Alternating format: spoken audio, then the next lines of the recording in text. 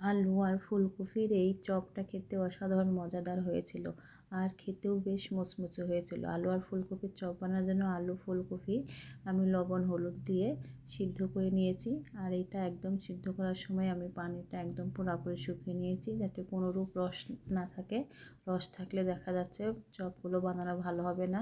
এরপরে আমি সিদ্ধ করে এই যে নামিয়ে নিয়েছি। এরপরে মরিচ গুঁড়া, লবণ, বেসন, চাউলের গুঁড়া, কাঁচামরিচ, পেঁয়াজ বেরেস্তা দিয়ে আমি এটা ভালো করে মাখিয়ে নিচ্ছি।